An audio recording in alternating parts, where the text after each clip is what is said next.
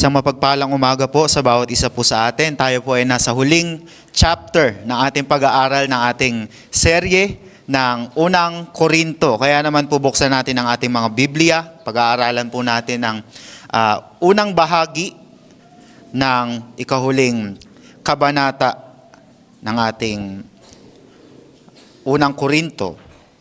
Buksan po natin ang ating mga Biblia sa Unang Korinto.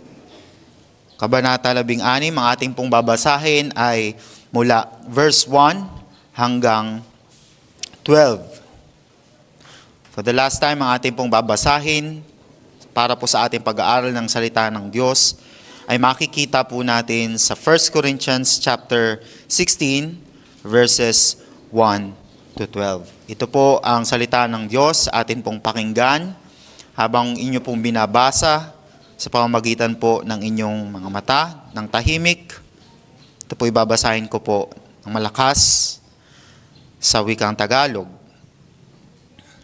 Verse 1. Ngayon tungkol naman sa tulong na nalikom para sa mga mananampalataya ng Diyos sa Judea, gayahin ninyo ang ipinagawa ko sa mga iglesyang nasa Galacia.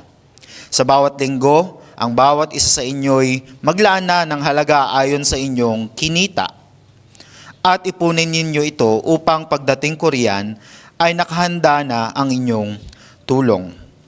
Pagdating ko riyan, papupuntahin ko sa Jerusalem ang mga taong pipiliin ninyo na magdadala ng inyong tulong at gagawa ako ng sulat na magpapakilala sa kanila.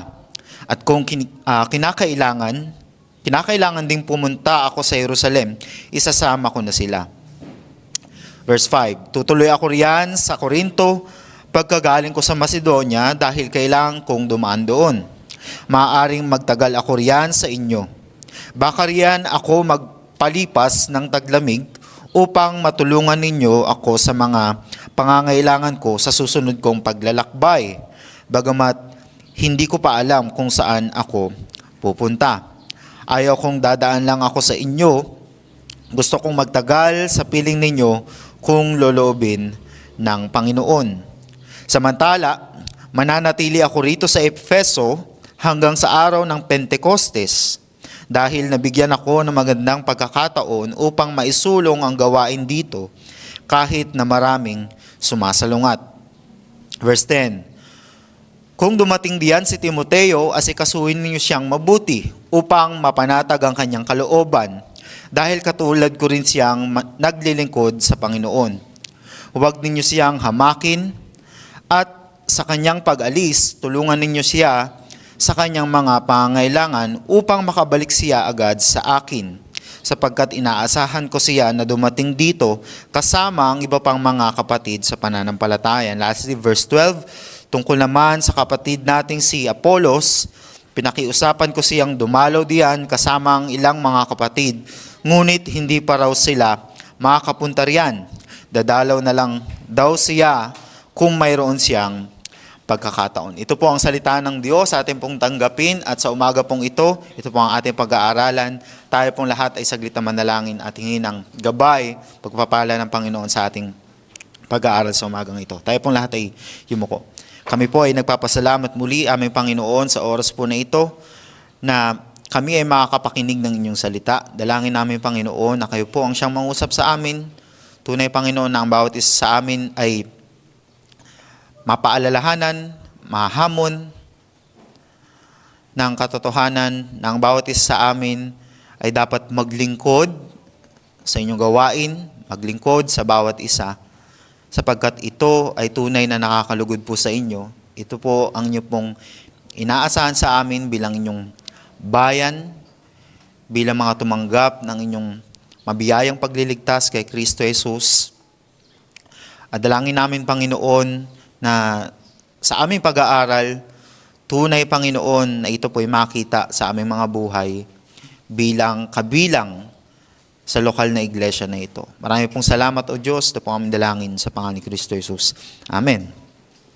So ang ating pong pamagat para po sa ating mensahe na ito ay always ready for works of service. O sa Tagalog, laging handa para sa gawain ng paglilingkod. At tunay nga po, mga kapatid, na kasiyahan para sa atin na mga Kristiyano ang paglilingkod. At ang kasiyahan natin sa paglilingkod ay maipapakita po nating masigit o mapapatunayan po ito sa pamamagitan ng ating pagiging handa. Ang tanong po sa atin ay ito, tayo ba ay laging handa upang maglingkod sa gawain ng Diyos at sa bawat isa ng mga kapwa natin kabahagi sa lokal na iglesyang ito o maging sa kapwa ibang iglesia o kapwa nating mga mananampalataya sa ating Panginoong Kristo.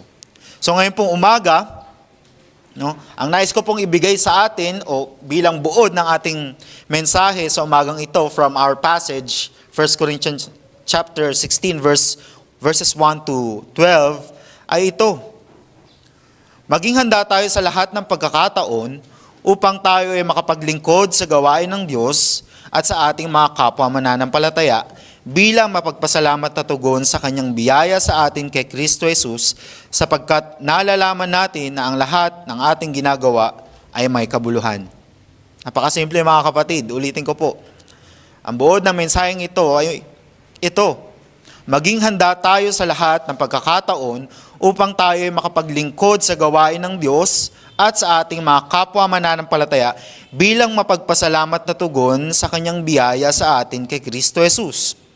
Sapagkat nalalaman natin na ang lahat ng ating ginagawa ay may kabuluhan. At mula po sa talata na ating binasa, makikita po natin ang katotohanan na ito sa tatlong bagay na nais ko pong ibahagi sa atin sa umagang ito.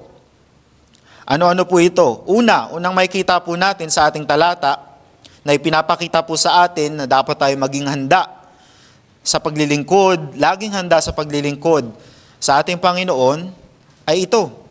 Inaasahan ang ating kahandaan sa paglilingkod. Readiness to serve expected. Pangalawa, nakikita po natin ang katotohanan na ito na ipinakita sa atin ang halimbawa sa kahandaan sa paglilingkod. Readiness to serve exemplified. At ikahuli, katlo, tayo po ay inaanyayahan na maging handa sa paglilingkod. Readiness to serve encouraged. So tatlo lang po, no? Kung inyo pong ma-observe, RSE, no? Readiness to serve expected, readiness to serve exemplified, and readiness to serve encouraged. So punta na po tayo sa una nating puntos na makikita po natin sa verses 1 to 3. Tingnan po natin ang ating mga Biblia. Readiness to serve expected. So nagpasimula ang ating talata sa pagbibigay ng bagong usapin. Pag palagi po nating mababasa yung now, no? Karaniwan po yan ay nagpapakita, senyales na merong bagong usapin. Ito po isang bagong perikope na tinatawag. Ngunit kung susuriin nating maigi mga kapatid, ang talata pong ating pinag-aaralan o pag-aaralan ngayon ay bagamat sinabi ni Apostol Pablo na o pinapakita sa atin ni Apostol Pablo na ito'y bagong perikope, ito'y kaugnay sa verse 58 ng chapter 15. Basahin po natin muli.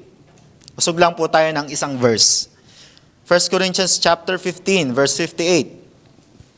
Dito nag-conclude si Apostol Pablo sa kanyang discussion or kanyang pagdidiscuss ng chapter 15. Sabi ni Apostol Pablo, kaya nga mga minamahal kong kapatid, magpakatatag kayo at huwag matinag. Maging masipag kayo sa paglilingkod sa Panginoon. Dahil alam ninyong hindi masasayang ang inyong paghihirap para sa Kanya.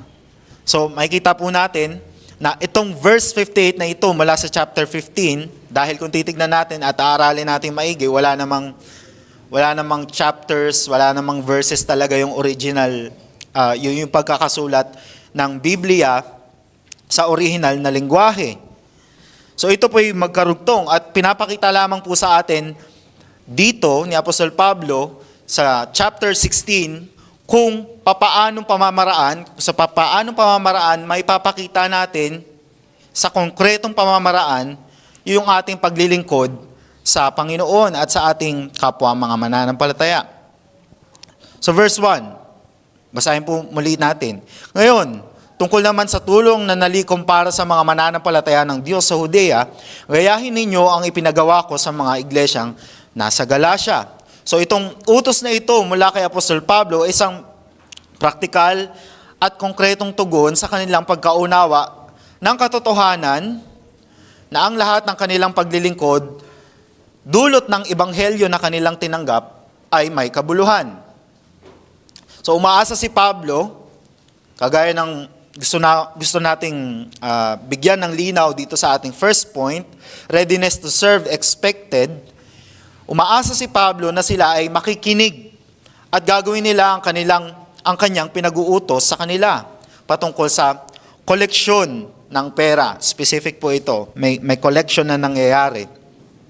So ang utos na ito ay kanyang ibinigay rin, hindi lamang sa kanila, sa mga mananampalataya sa Korinto, sa mga iglesia sa Korinto, kundi maging sa mga iglesia sa Galacia. So itong passage po na ito, verse 2, kung babasahin po natin, ano ba yung pinapagawa ni Apostol Pablo sa kanila? Basahin po natin, sa bawat linggo, o kung titignan natin maigi, babasahin natin sa orihinal na lingwahe, sa bawat unang araw ng linggo. Unang araw ng linggo, ang bawat isa sa inyo ay maglaan na ng halaga ayon sa inyong kinita, ang bawat isa sa kanila. At ipunin ninyo ito upang pagdating ko riyan ay nakahanda na ang inyong tulong. So, itong verse 2 na ito ay isa sa mga patunay na ang mga mananampalataya ay nagtitipon hindi na sa ikapitong araw, no? Hindi na Sabado kundi linggo, sa ikaunang araw ng linggo. So hindi na sila nagtitipon ayon sa lumang kautusan, kundi ayon sa new covenant na established ng ating Panginoong Jesucristo. At ang kanilang pagtitipon, ay isinasagawa itong pangongolekta ng mga handog upang ipangtulong sa mga mananampalataya na nangangailangan. At napakagandang makita natin, mga kapatid, ang katotohanan na ito, na isang pagpapakita ng kapahingahan mula sa ating mga alalahanin sa mundong ito, ang pagkakaloob para sa gawain ng Panginoon at pagtulong sa ating kapwa. Hindi ba't ang Lord's Day ay day of rest? Pero maraming pagkakataon sa ating buhay, na even sa Lord's Day, punong-puno tayo ng mga alalahanin. Hindi tayo nagpapahinga. Ang isipan natin ay gulong-gulo. Inaalala natin ang mga gastusin natin. Inaalala natin ang mga bagay na patungkol sa mundong ito. Pero pinapaalalahanan tayo ng ating passage na ang araw na ito ay binukod ng Panginoon upang tayo makapagpahinga. Hindi lamang pisikal, no? Hindi lamang mula sa ating mga kasalanan, sa presensya ng Diyos, makapahinga sa pamamagitan ng pag-aaral, pakikinig ng kanyang salita, kundi maging sa mga usapin na related sa pera. Ano po? Kaya nga, ang encouragement sa atin, every Lord's Day, ay kung meron man sa atin na, no, wag naman sana, nag-extend tayo nag-OT tayo, kahit Lord's Day, hindi naman kailangan na magtrabaho, pero ginagawa natin, no, tayo po ay nire-review, tayo pinaalalahanan na ang araw ng linggo ay araw ng pamamahinga, maging sa mga bagay o usapin patungkol sa pera. Muli, nais ko sabihin ito sa atin, isang pagpapakita ng kapahingahan mula sa ating mga alalahanin sa mundong ito, ang pagkakaloob para sa gawain ng Panginoon at pagtulong sa ating kapwa. So sa pamamagitan ng ating pagpapahinga sa Lord's Day, sa pagtulong natin sa ating kapwa, sa pagbibigay natin ng kaloob sa gawain ng Panginoon at sa pagtulong sa ating kapwa, somehow, sa pamamagitan ng simpleng pamamaraan ng pagtulong, ipinapakita natin na tunay tayong nagpapahinga sa araw ng kapahingahan. At ang tanong sa atin ay ganito, no? Makita natin sa ating talata, sino-sino ba yung inaasahan na maging kabahagi sa gawain na ito? Na paglikom, pagkolekta ng tulong para sa mga mananampalataya. Ang bawat isa sa kanila ay inaasahan ayon sa kanilang kapasidad, ayon sa kanilang kakayanan. So hindi sila pinipilit ni Apostol Pablo na dapat ganito yung ibibigay ninyo ayon sa inyong kakayanan. Ang ating pakikibahagi sa gawain ng Panginoon ay laging nakabase, tandaan natin, nakabase sa pagpapala na ating tinanggap. Kung ikaw ay pinagpala ng Panginoon, masigit ay inaasahan sa atin na tayo ay tumugon, tayo ay tumulong, tayo makibahagi ayon doon sa pagpapala na ating tinanggap. Kung papaanong ang mga mananampalataya sa Korinto ay sagana sa espiritual na kaloob, di ba? Makikita natin, mababasa natin sa unang mga chapters na ating pinag-aralan, punong-puno ng pagpapala ang mga mananampalataya sa Korinto. Spiritual gifts. Gayon din, sila ay dapat sumagana sa paglilingkod. So hindi lang pwedeng spiritual gifts, punong-puno ng spiritual gifts, o sabihin natin, marami tayong alam patungkol sa salita ng Diyos. Dapat tayo din ay sumagana sa pagtulong, sa paglilingkod, sa pagiging handa, sa paglilingkod, sa gawain ng Diyos at pagtulong sa ating mga kapwa mananampalataya. Kaya tanungin natin ang ating mga sarili, mga kapatid. Lalo na tayong mga kabataan. Tayong mga wala pa namang inaalala sa buhay. Tayong mga single. Meron ng mga trabaho. May kakayanan na upang tumugon sa pangangailangan ng iglesia at maging pagpapala sa ating mga kapwa mananampalataya. Tanungin natin ang ating mga sarili. Sumagi na ba sa ating isipan na magtabi ng bahagi ng ating kinita upang ipangtulong sa ating kapwa, ipangtulong sa pangangailangan ng church? Di ba palaging binabanggit sa atin ng ating mga office bearers na maging sa panalangin, maraming mga gastusin sa church upang ma-develop pa ang ating bahay panambahan. Marami tayong mga kapatid na dumanas ng karamdaman. Marami tayong mga kapatid na nangangailangan ng tulong, hindi lamang pinansyal, kundi sa maraming kapamaraanan pwede tayong makatulong sa kanila. Pero sumagi na ba sa ating isipan na tayo ay nagnais na maging kabahagi sa kanila upang tumulong? Lalo na sa ating mga kabataan, may mga trabaho. Inisip ba natin na in the future, hindi pa man dumarating yung pangangailangan, pero nakahanda tayo na tumulong sa pamamagitan ng pagtatabi, kahit simpleng pagtatabi ng barya, no? Sumagi na ba sa isipan natin iyon na magtatabi ako para in the future, kung sino mang nangangailangan, nakapwa ko mananampalataya o meron pangangailangan ng iglesia ng Panginoon, ang aking local church na kinabibilangan, ay maibibigay ko ito. So isa po ito sa mga reflection na meron po ako sa aking pag-aaral nitong ating passage. Di ba nagtatabi tayo para sa ating sarili? Ako po, meron akong, nag-aano ako ng alkansya ngayon. Pag meron akong barya, nilalagay ko doon. Pero never po, no? Honestly, never kong naisip na itatabi ko yon para may pangtulong sa aking kapatid sa pananampalataya o kaya sa church. Kasi ang iniisip ko, para meron akong ipon. 'Di ba? Pero never, no? Never po pumasok sa isip ko, at rebuke din po ito sa akin, isang reflection, na somehow dapat nagtatabi din pala ako ng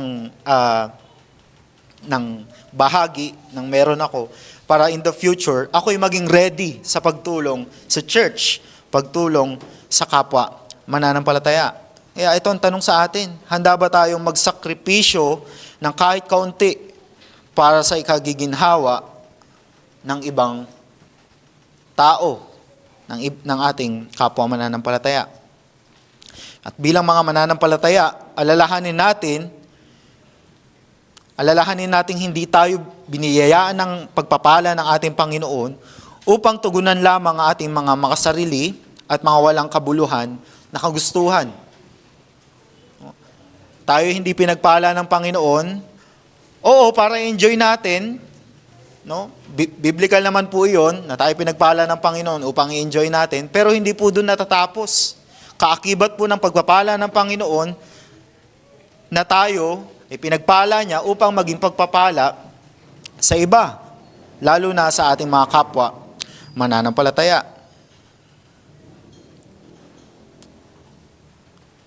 So biniyayaan tayo ng Panginoon ng pagpapala upang tugunan ang mga pangailangan o maging handa tayo at maging masaya tayo sa pakikibahagi sa pagtulong sa kanyang gawain at sa ating kapwa. So tinuturuan tayo ng ating talata sa umagang ito na laging maging handa sa pagtulong. Hindi yung tutulong lang tayo o maglilingkod tayo kapag andyan na. Hindi naman po masama yun, no? Pero dapat lagi tayong handa, advance. Lagi nating iisipin na if we are given the opportunity or bibigyan tayo ng Panginoon ng oportunidad upang tumulong, tayo ay handa na tumulong. So sinabi sa atin ni Apostol Pablo sa verse 3, makikita po natin, sabi niya, pagdating ko riyan, bibigyan ko ng sulat ang mga taong pipiliin ninyo upang magdala ng inyong tulong sa Jerusalem.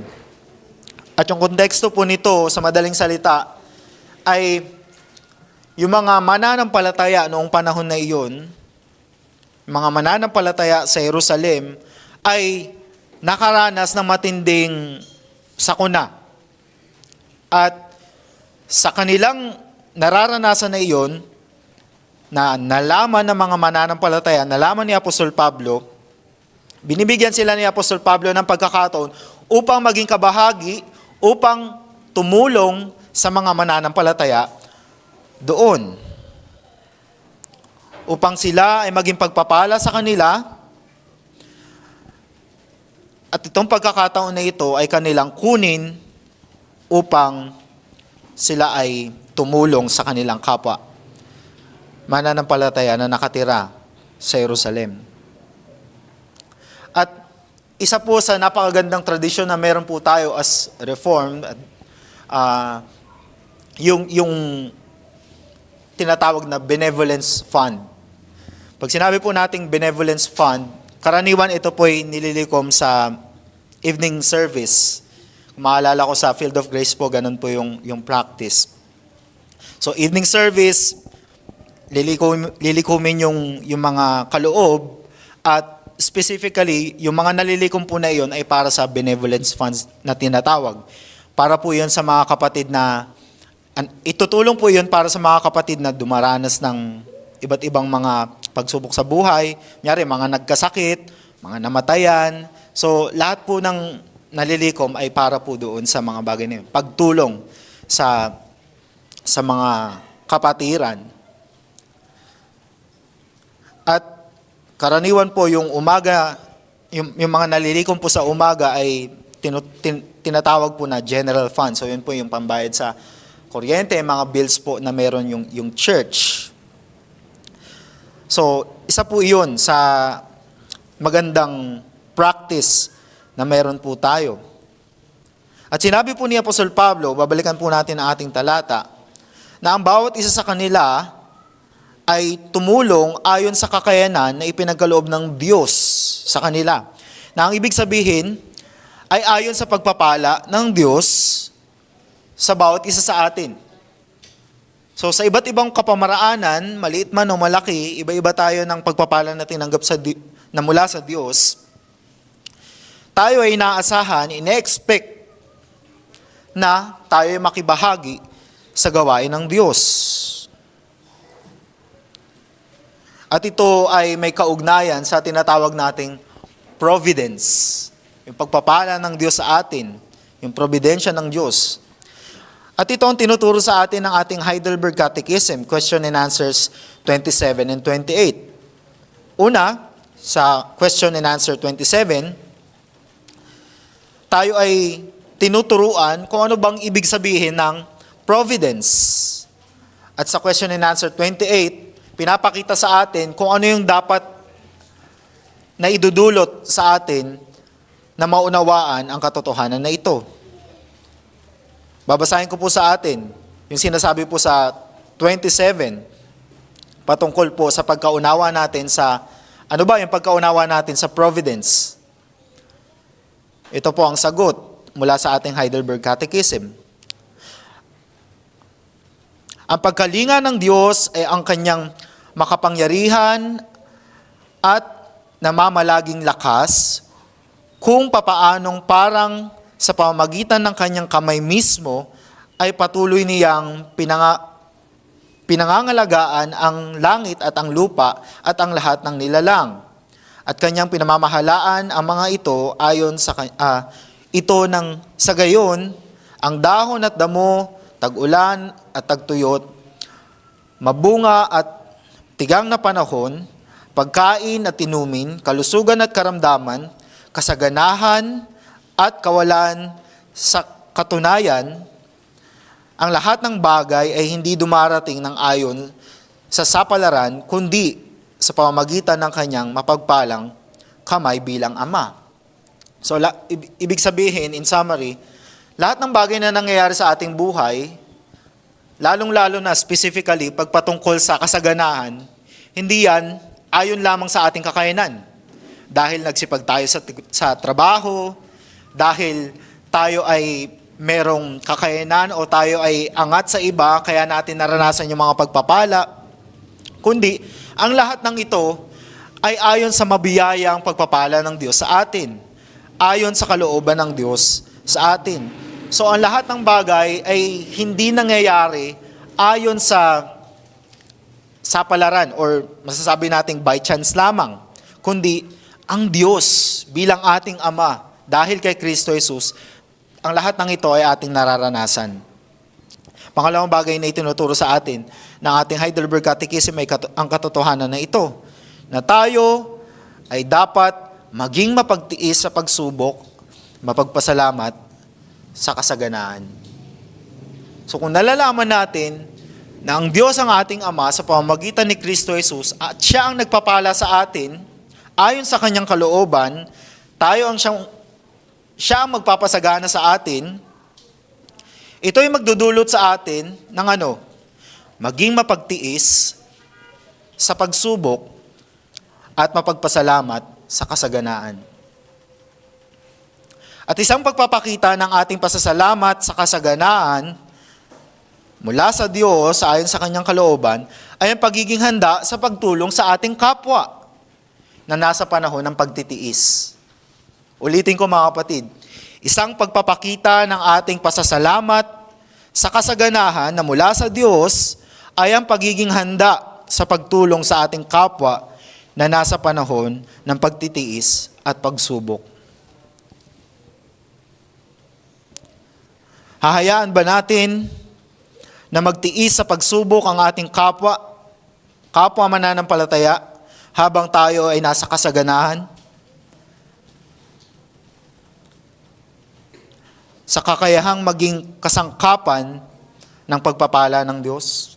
Hahayaan ba nating tayo ay sumasagana habang ang ating kapatid sa pananampalataya ay dumaranas ng mga pagsubok sa buhay at tayo ay hindi nagiging kabahagi nito. So tayo ay inaasahan ng Diyos at tayo ay tinuturuan ng ating passage sa umagang ito sa ating first point na tayo ay maging handa sa paglilingkod sa Panginoon at sa ating kapwa. At ikalawang bagay po na makikita natin sa ating talata ay ang pagpapakita ng halimbawa ni Pablo sa kahandaan sa paglilingkod. Readiness to serve exemplified. Makikita po natin sa verse 4 to 9. So si Pablo mismo na nag-utos sa kanila at umaasa na sila ay dapat makibahagi sa pagtulong sa mga mananampalataya sa Jerusalem, siya mismo, mga kapatid, siya mismo ang nagpakita at patuloy na nagpapakita ng halimbawa sa kahandaan upang tumulong. Ang tanong ay ito, sino ba si Pablo? Sino ba si Pablo? Ano ba ang kanyang pangunahing tungkulin sa iglesia? Hindi ba siya isang apostol? At kung babalikan natin, Acts chapter 6 verse 2 and 4, hindi ba ang kanyang pangunahing tungkulin kasama ng ibang mga apostol ay ang manalangin at ibahagi ang salita ng Diyos. Kaya nga nagkaroon ng deacons Para yung mga deacons, sila yung magfo-focus sa pagtulong sa mga mananampalataya patungkol sa kanilang mga pisikal na pangangailangan. Ang trabaho ni Pablo bilang apostol ay manalangin at ibahagi ang salita ng Diyos. Pero makikita natin dito ang kanyang halimbawa na sa kabila ng ang kanyang pangunahing tungkulin ay manalangin at ibahagi ang salita ng Diyos, siya ay handang tumulong. Siya mismo ang pupunta.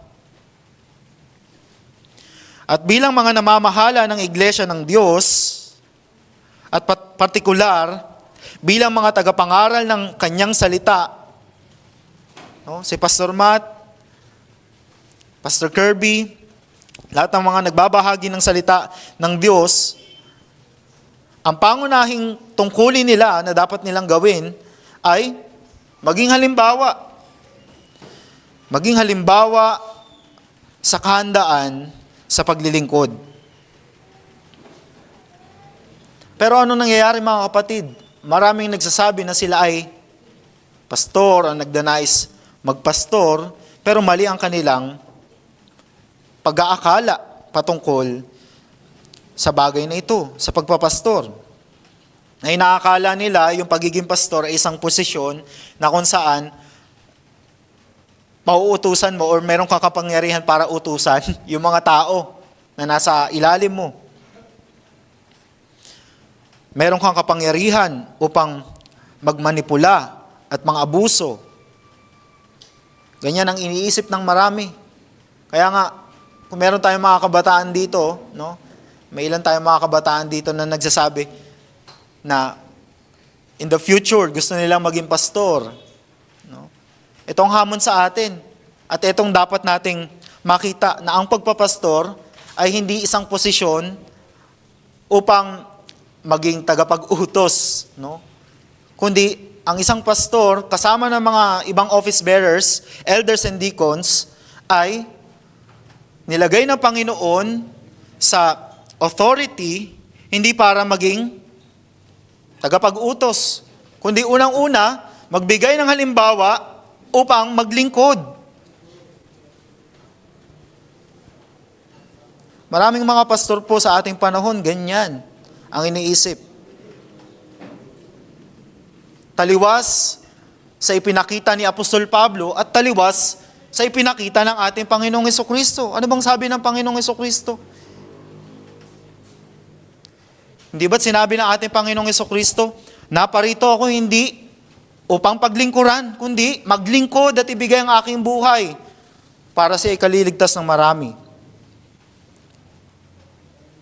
Pero anong iniisip ng mga maraming pastor ngayon? Na mali ang kanilang pagkaunawa sa pagpapastor. Gusto nilang magpastor dahil mali ang kanilang motibasyon. Gusto nilang magmanipula Sinasabi nila na ang pagpapastor ay paglilingkod, pero hindi nakikita sa kanilang buhay. Imbis na maglingkod, pangunahan, magsilbing halimbawa sa mga mananampalataya, sila ay nag-aabuso. Ginagamit nila ang kanilang authority para tugunan ang kanilang mga hangarin. Verse 4 to 6. Diba? Sinabi ni Pablo, at kung kailangan pumunta rin ako, sasamahan ko sila. Makikita natin yung halimbawa ni Apostol Pablo. Hindi naman na siya kailangang pumunta. Pero, inilalagay niya yung kanyang sarili at sinasabi niya sa kanila na kung kailangan nila ako, pupunta ako, sasamahan ko sila.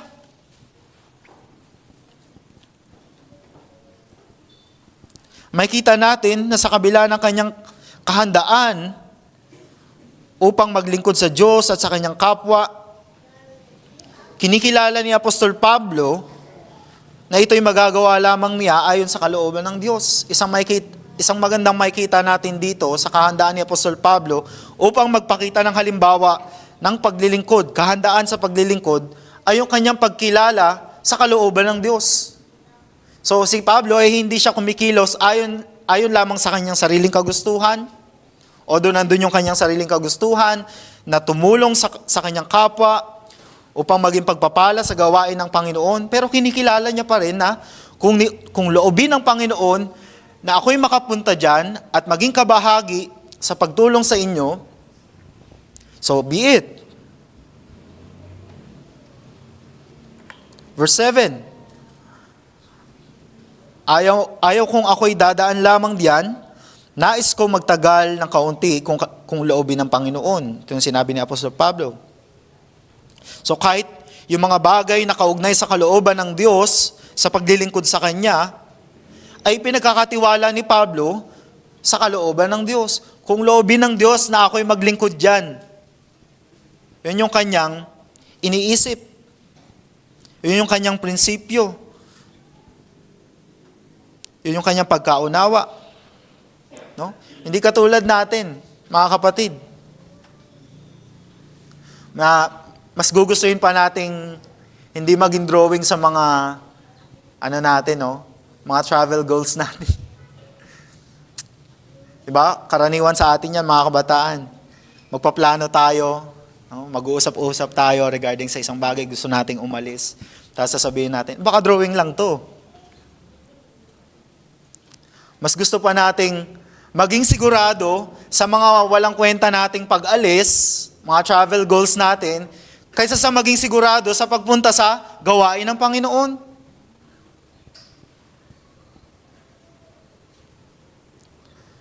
Pagpatungkol sa mga travel goals natin, no, mga makasarili nating mga layaw, kagustuhan, nagpaplano tayo. Inaalam natin kailan ba yung long weekend. Pero pagpatungkol sa church, hindi tayo nag-iisip, paano ba ako makakapaglingkod sa church? Paano ba ako makakapaglingkod sa aking kapwa mananampalataya? Ang bilis natin sa mga ganitong bagay. Pero pagdating sa church, ang bagal natin. Ilang beses na tayong sinasabihan na magpa-schedule na po kayo ng ninyo. Magpa-schedule na po kayo ng visitation. Kung hindi, yung mga office bearers na yung mag-schedule sa inyo upang bisitahin kayo. Bigyan natin ng pagkakataon ng ating kapwa, mananampalataya, na paglingkuran tayo. At ganun din, bigyan natin ng pagkakataon ng ating mga sarili dahil may pagkakataon naman talaga. May oportunidad naman talaga upang tayo ay makapaglingkod sa ating kapwa. Huwag natin pagdamutan ng bawat isa, mga kapatid. Paano natin pinagdadamutan ang ating kapwa sa paglilingkod? Na tayo makapaglingkod sa kanila at tayo makapaglingkod sa atin. Sa paanong pamamaraan? Unang-una, basic, paulit-ulit na naririnig natin, Lord's Day. Lord's Day. Bakit? Hindi ba't itong specific na araw na ito, dito tayo nakakapagtipon-tipon, nagkikita-kita,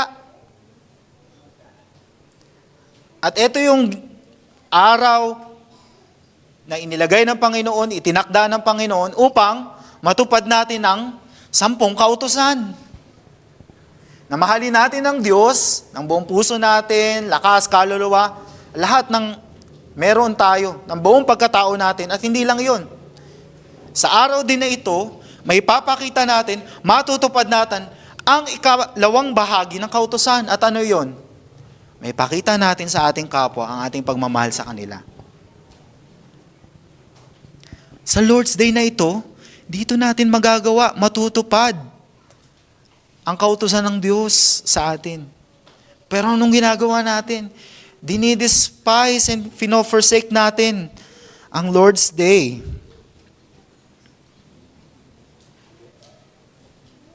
Mas pinapahalagahan natin ang ibang bagay. Ninanakawan natin ang bawat isa. Ninanakawan natin ang ating kapwa. Ninanakawan natin ang ating sarili. Ng oportunidad upang tayo at sila ay makapaglingkod.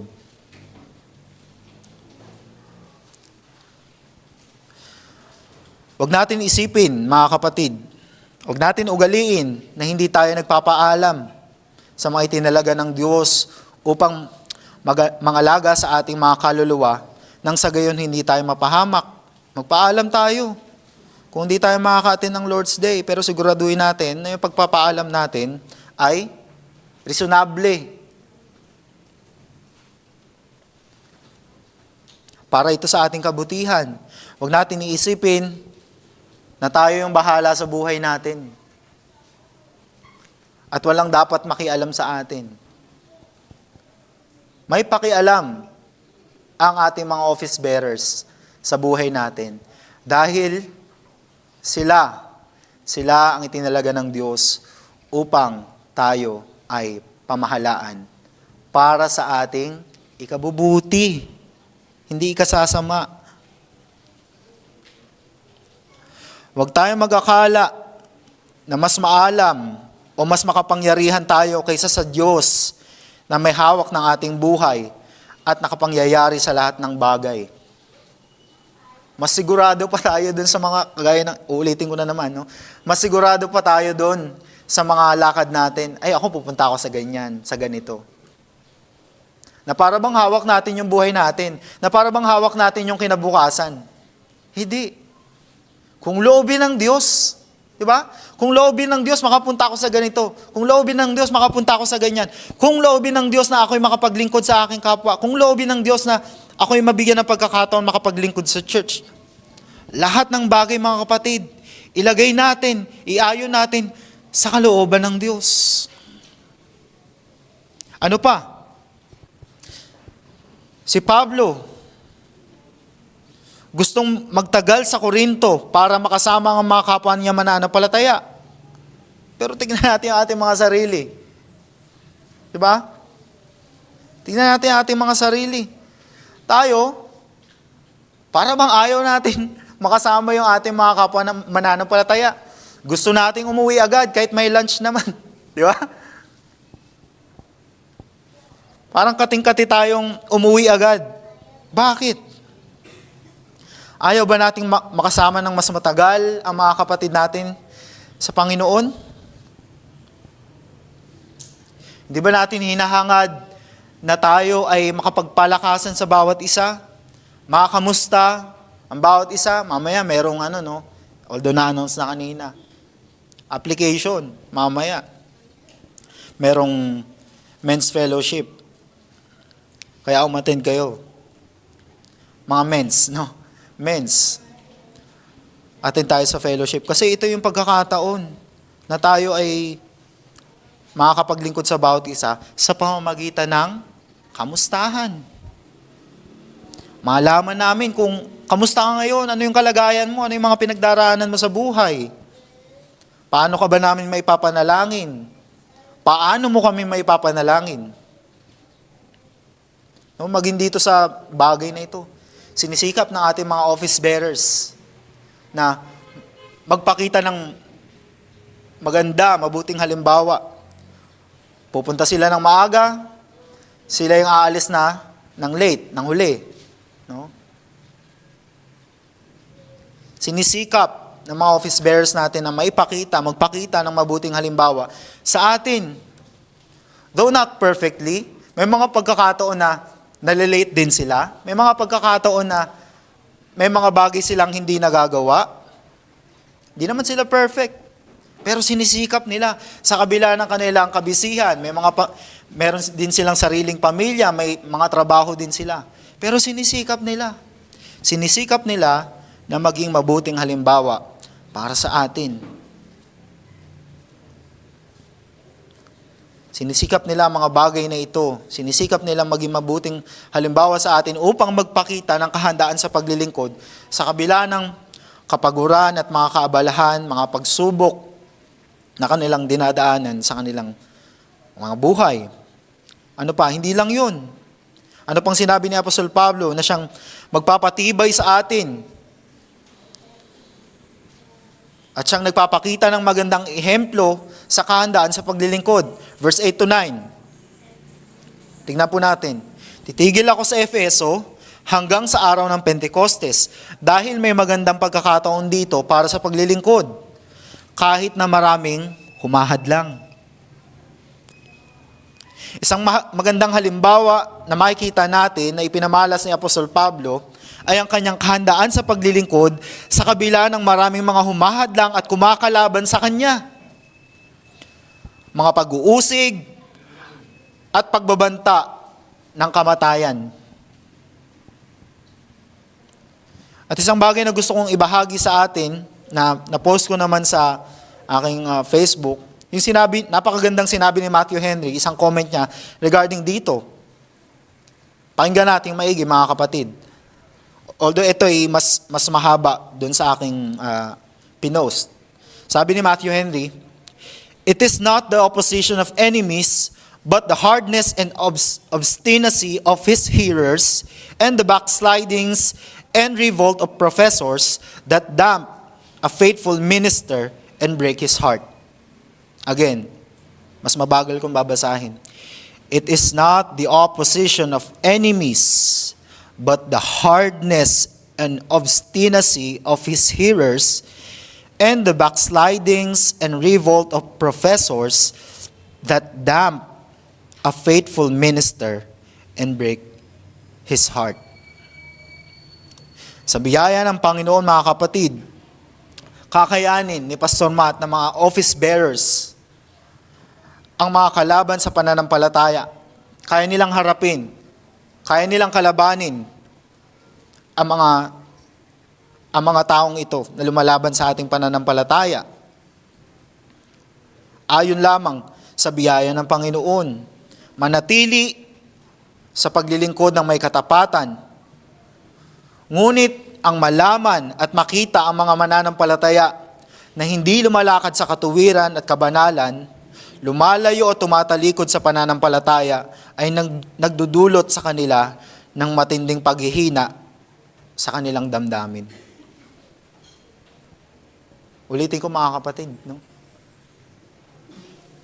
Mas nasasaktan ang mga lingkod ng Diyos, ang mga pastor, ang mga elders, ang mga deacons, hindi sa mga kaaway ng mabuting balita.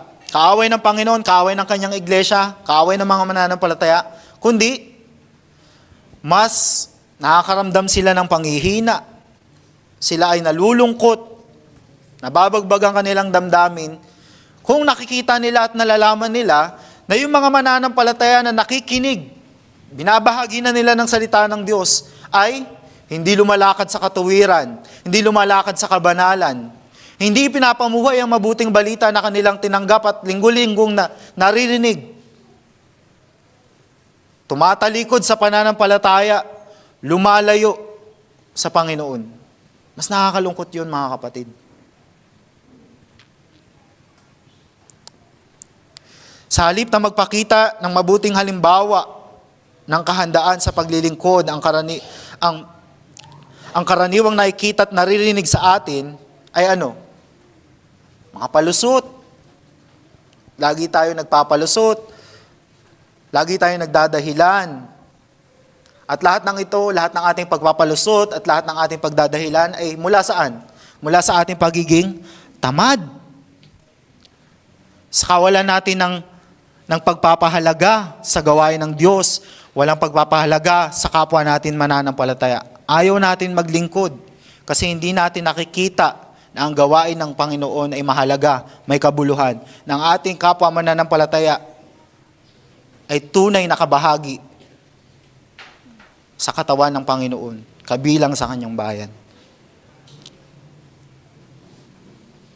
Hindi ganito ang pagtawag sa atin ng Panginoon, mga kapatid. Hindi ito pagpapakita ng halimbawa sa kahandaan sa paglilingkod.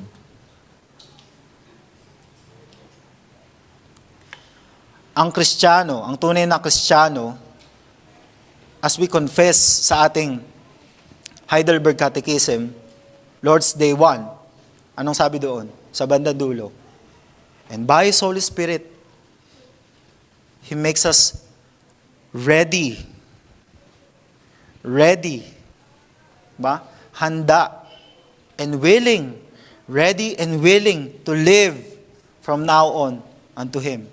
So kung sinasabi natin Kristiyano tayo, pero wala tayong pakialam sa gawain ng Panginoon, wala tayong pakialam sa kapwa natin mananampalataya, ayaw natin maglingkod, wala tayong kahandaan sa paglilingkod, tanungin natin ang ating mga sarili.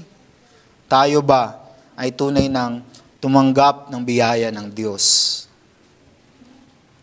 No? Pag-usaping pagpapala, ang bilis natin. Pagpapala. Diba? Yan yung palagi nating naririnig sa maraming mga churches. Pagpapala ng Panginoon. Gusto ko ng pagpapala ng Panginoon. Pero pag-usaping paglilingkod, ang bagal natin. Napakabagal natin. Hindi natin magamit ang ating mga kamay sa simpleng kapamaraanan upang maglingkod sa ating kapwa mananampalataya, upang maging kapakinabangan sa gawain ng Panginoon. Tayo ay tunay na nakakahiya. Hindi pa ba sapat, mga kapatid? Hindi pa ba sapat na dahilan na tayo ay magsilbing halimbawa sa kahandaan sa paglilingkod sa ating Panginoon, sa paglilingkod at sa ating kapwa, ang paglilingkod ng ating Panginoong Hesukristo? Na siyang naparito hindi upang paglingkuran, kundi maglingkod at ialay ang kanyang buhay para sa atin. Kauling bahagi, mga kapatid, ng mensahe na ito ay ang kahandaan natin, yung readiness to serve and courage. Tayo ay hinihimok na maging handa sa paglilingkod. Verse 10 to 12. Mababasa natin ito. So isa pang pakiusap ni Apostol Pablo, partikular sa mga mananampalataya, ay tungkol sa dalawang kapwa manggagawa ng Panginoon. Sino-sino ito? Si Timoteo at si Apollos. Mababasa natin verse 10 to 11 patungkol kay Timothy. Kung dumating diyan si Timoteo, walang ibang tinutukoy kundi yung kamanggagawa ni Apostol Pablo na batang pastor, na naging batang pastor sa Efeso. So ipinagkatiwala ni Pablo si Timoteo sa kanilang pangangalaga at nagbili na asikasuhin ninyo siyang mabuti upang mapanatag ang kanyang kalooban, dahil katulad ko rin siyang naglilingkod sa Panginoon. Pareha silang lingkod ng Panginoon. Kaya ang mungkahi, ang habilin ni Pablo sa kanila, alagaan ninyo siya, asikasuhin ninyo siya. Katulad ko rin siya. Kung tinitignan nyo ako, nalingkod ng Panginoon at gano'n ang kataas ang inyong respeto sa akin, ang pagkalinga sa akin, gano'n din ang inyong ibigay sa Kanya, ang ipakita sa Kanya. Kung maalala natin, si Timoteo ay sinulatan ni Apostol Pablo at siya ay in-encourage ni Apostol Pablo dahil nung nagpapastor si Timoteo bilang batang pastor, maraming humahamak sa kanya. 1 Timothy 4:12, sinabi ni Apostol Pablo, huwag mong hayahang hamakin kanino man dahil sa iyong kabataan. Porke bata si Timoteo, siya ay hinahamak ng marami. 'Di ba? Alam naman natin, kapag ang isang pastor ay bata, karaniwan sa atin 'to, hinahamak siya ng mga matatanda sa church. Ay, bata ka pa lang. O hinahamak siya ng ibang pastor. Ay, bata ka pa lang. Marami ka pang kakaining bigas. Marami ka pang kailangang matutunan. At sa konteksto ng Korinto, alam naman natin na may mga taong mayaman sa Korinto, mapagmataas. Kaya, ang pwedeng mangyari kay Timoteo kapag pumunta siya doon, hamakin siya ng mga tao roon. Kaya ngayon pa lamang ay sinasabi na ni Apostol Pablo sa kanila na pag dumating diyan si Timoteo, huwag niyo siyang hamakin. Bagkus, siya ay tulungan ninyo. Asikasuhin ninyo siya kagaya ng asikaso ninyo sa akin. Ngunit anong nangyayari, mga kapatid? No? Yung mga batang pastor, imbis na tulungan, itong mga batang pastor mayroong potensyal, alam nila na tinawag sila ng Panginoon upang maglingkod bilang pastor or any office bearer sa church. Anong ginagawa ng marami? Imbis na i-encourage, i-discourage. Kaya, ang nangyayari ay, hindi na tumutuloy sa paglilingkod sa Panginoon. Imbis na tulungan, hindi na nga tinulungan, ano pang ginagawa? Sinisisi pa. Kaya ano nagiging resulta nito? Tumitigil, pinanghihinaan ng loob sa paglilingkod sa Diyos. So anong habili ni Pablo sa kanila? Verse 11, huwag ninyo siyang hamakin.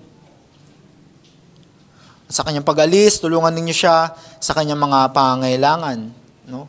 Ito personal po. No? Personal ko pong reflection and gusto ko pong marinig po ninyo ito. Ako po yung nagpapasalamat sa Panginoon. No? Bagamat magkaiba po yung konteksto ng Field of Grace sa LCC, ako po yung nagpapasalamat sa Panginoon dahil ako'y tunay po na naramdaman ko po na ako'y welcome dito nung simula po nung ako'y naging intern.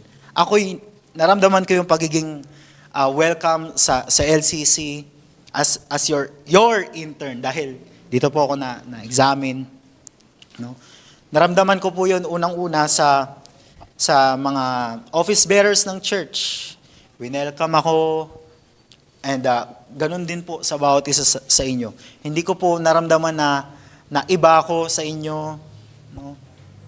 Lahat po ng ito ay ipinagpapasalamat ko po sa Panginoon at ako po'y tunay na encourage na magpatuloy sa paglilingkod. At nawa, ang bawat isa po sa atin ay na-encourage din sa pamamagitan po ng paglilingkod sa biyaya ng Panginoon na ipinagkaloob po sa akin dito po sa LCC. At hindi lamang po iyon. No? Papasalamat po ako sa Panginoon sa pamamagitan ng inyong buhay, sa mga encouragements po na inyong binibigay sa akin, sa mga pagkakataon na ako po inyong kinocommend sa preaching, may mga members po dito and even office bearers ng church na kung saan nagbibigay ng comment kung ano yung dapat i-improve, ano yung mga strengths or ano yung mga good points na akin pong naisagawa o naibigay. So ito po yung isang malaking encouragement sa akin. Salamat din po sa mga pagkakataon na kung meron po kayong napapansin sa akin na hindi maganda o hindi tama, nire-rebuke po ninyo ako o pinapaalalahanan sa mga bagay po na ito na ayon sa salita ng Diyos. Yun po isang encouragement po sa akin. No?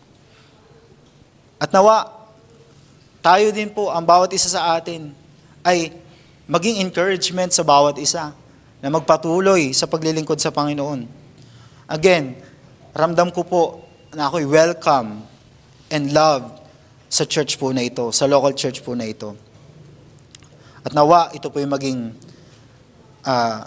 encouragement po sa bawat isa sa atin.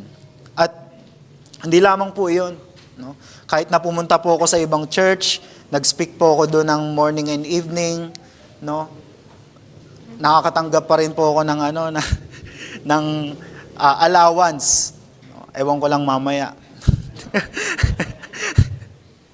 No? Although may biruan, ganyan. Pero sobra po akong nagpapasalamat sa Panginoon sa leadership ng church and sa buong LCC.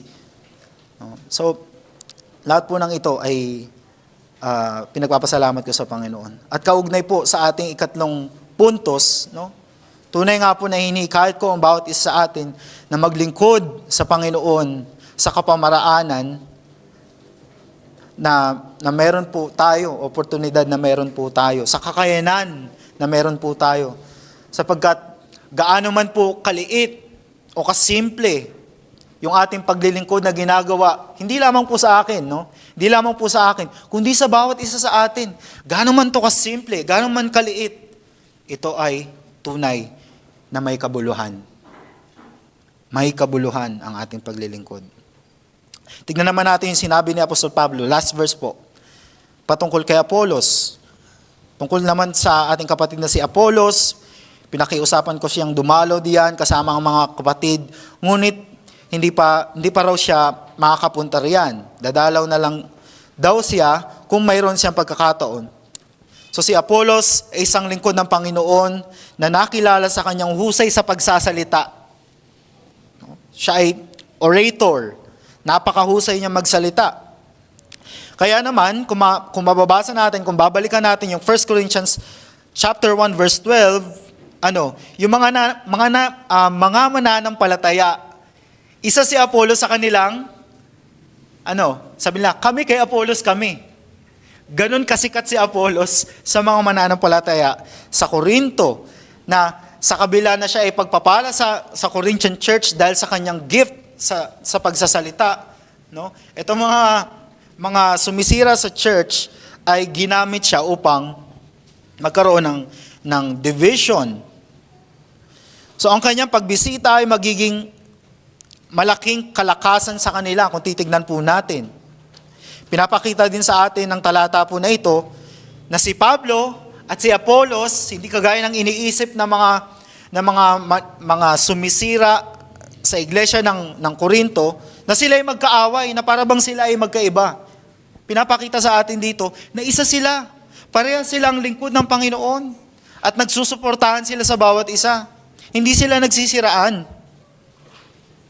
Hindi sila magkaaway. Sila ay kapwa lingkod ng Panginoon na handang maging kalakasan para sa mga mananampalataya at hindi maging dahilan ng pagkakabahabahagi ng katawan ni Kristo. So, yung konteksto po na ito, bakit binanggit ni Apostol Pablo, no, na ito yung sinabi, in-encourage ni Apostol Pablo na bumisita si Apollos sa kanila. Pero given na baka itong si Apollos, alam niya yung nangyayari sa iglesia ng Corinto na may pag-aaway-away, at isa siya sa sinasabi nila na, ay kami kay Apollos kami. Kaya sinabi niya na, hindi muna ako bibisita sa inyo. Kasi baka mamaya, dahil ganyan yung konteksto ninyo, imbis na maging, na makatulong ako, ay mas lalo pang makasira. Alam niya yung konteksto, mga kapatid. Kaya mas ninais na lamang niya na bumisita sa ibang panahon. Huwag ngayon. Pahupain muna kung ano man yung kaguluhan na meron sila. Pero anong ginagawa ng maraming mga sinasabi nilang mananampalataya? Nagsisiraan. Imbis na magsuportahan, ang nangyayari na parabang kompetisyon. Kompetisyon ang nangyayari. Ay kami, ganito kami. Kung hindi nagtuturo ng tamang katuruan, hindi natin susuportahan syempre. No? Pero kung yung tao na yon, yung lingkod ng Panginoon na yon, ay nagtuturo ng katotohanan, ng salita ng Diyos, suportahan natin. Huwag natin siraan. And in conclusion, mga kapatid, napakaganda. Babahagi ko po sa inyo ito. Ito po ay isa sa aking mga nabasa mula sa Fruitful and Faithful, pangalawang book po na mayroon para basahin ng mga office bearers ng church. Ito po yung essay mula kay William Godfrey. Ang title ay Getting Acquainted with the Congregation's Needs. Particular, ito po ay tumutukoy sa office bearer tumutukoy po sa office ng deacons. So sabi niya, sharing in the sufferings of others will cause us to devote our prayers, our spiritual gifts, and our material goods to alleviate their sufferings as much as possible. Indeed, this is part of what it means to enjoy the communion of the saints here on earth. As Heidelberg Catechism puts it, each member should consider it his duty to use his gifts readily and cheerfully for the service and enrichment of the other members. In God's wisdom and grace, He has composed the church to be a burden-bearing, suffering-sharing community. Ulitin ko po yung last na sentence. In God's wisdom and grace, He has composed the church to be a burden-bearing, suffering-sharing community. Iba-iba tayo ng kalagayan sa buhay. Iba-iba tayo ng pinanggalingan. Ngunit kung tayo ay tunay na mananampalataya kay Kristo Jesus at kabahagi sa lokal na iglesia na ito, ano man yung pinagdadaanan ng bawat isa sa atin, tayo ay dapat maging kabahagi ng pinagdadaanan ng ating kapwa mananampalataya. Dahil ang church, ito dapat ang ating ipakita. Ang church ay burden-bearing and suffering-sharing community. Hindi yung, ay may nangyayari sa kanyang di maganda o kailangan niya ng tulong, bahala siya sa buhay niya. Hindi ganun, mga kapatid. Kung tunay tayong kabahagi ng lokal na iglesia na ito, kung ikaw ay nanumpa,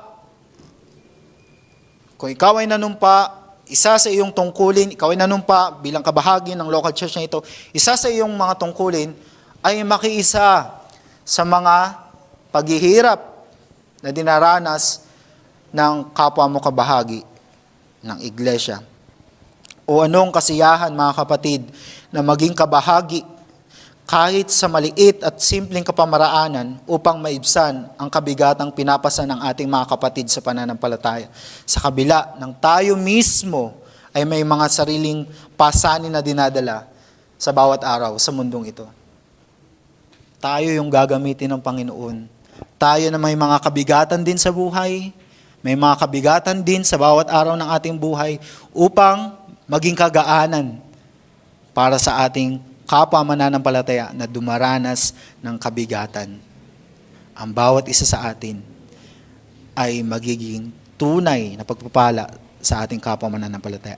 Magiging pagpapala sa iglesia. Kaya nawa, ang bawat isa sa atin ay tunay na maging handa sa paglilingkod sa bawat oportunidad na ipinagkakaloob ng Diyos sa atin.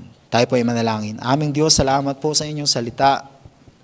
Salamat po sa paalala, sa rebuke sa amin. Tunay, Panginoon, na bago kami makapaglingkod sa iyo at ang dahilan ng aming paglilingkod ay ang paglilingkod ng aming Panginoong Jesucristo na iyong isinugo para sa amin. Siya ay naparito hindi upang paglingkuran, kundi maglingkod. At nawa, ito'y tunay na magbigay sa amin ng kagustuhan, kahandaan upang paglingkuran ang iglesia na aming kinabibilangan, ang aming kapwa, mananampalataya, kabahagi sa katawan ni Kristo Jesus. At nawa, Panginoon, kung sino man sa amin ang hindi pa mananampalataya ni Kristo Jesus, makita namin ang katotohanan na ito, na tatanggapin niyo lamang ang aming paglilingkod kung kami ay kabahagi kay Kristo Jesus. Maraming pong salamat. Ito po ang dalangin sa pangalan ni Kristo Jesus. Amen.